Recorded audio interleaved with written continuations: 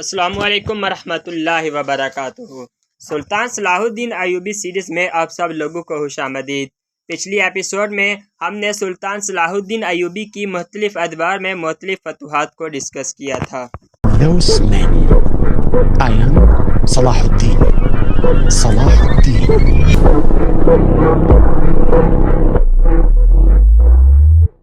हमने देखा था कि सुल्तान सलाहुद्दीन अय्यूबी ने किस तरह बाकी तमाम शहरों को फतह किया, जिनमें हतीन शहर की फतूहात जो कि सब फतूहात से अहम थी। उसके बाद हमने देखा कि सुल्तान सलाहुद्दीन अय्यूबी ने किस तरह सफोरिया किले को फतह किया। उसके बाद नासरा किला की फतूहात को हमने देखा और इर्द गिर्द के तमाम छोटे बड़े इलाकों को फतह करते हुए हमने देखा। सुल्तान सलाहुद्दीन अय्यूबी बखूबी जानते थे कि सरहदी किलों को फतह किए बगैर वो यरूशलेम को फतह करने का ख्वाब कभी भी पूरा नहीं कर सकते। इसीलिए सुल्तान सलाहुद्दीन अय्यूबी सबसे पहले इन छोटे मोटे किलों को फतह करना चाहते थे। सुल्तान जानते थे कि अगर सरहदी किलों को वो फतह करने में कामयाब रहे तो वो यकीनन बाकी तमाम किलों को भी फतह करने में कामयाब रहेंगे।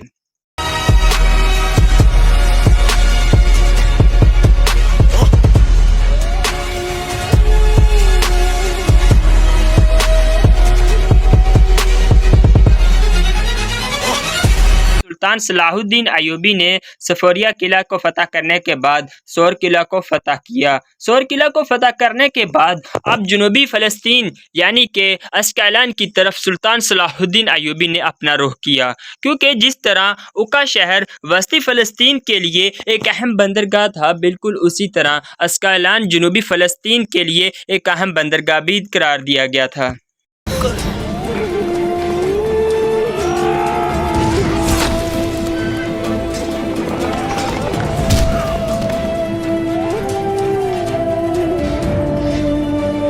अय्यूबी ने लोगाए जो कि उस वक़्त अस्कलान का हाकिम था उसे कैद कर लिया और उसे इस शर्त पर रहा करने का वादा किया कि अगर वो अस्कलान की चाबियां सुल्तान सलाहुद्दीन अय्यूबी के हवाले कर दे तो सुल्तान उसे यकीनी तौर पर रिहा कर देंगे। लेकिन जब लोगाए को सुल्तान सलाहुद्दीन अय्यूबी दरवाजे के पास लेकर आए तो जो वहाँ के लोग थे उन्होंने अपने हाकिम की बात मानने से साफ इनकार कर दिया और किसी भी सूरत अस्कलान सुल्तान सलाहुद्दीन अय्यूबी के हवाले करने से इनकार कर दिया।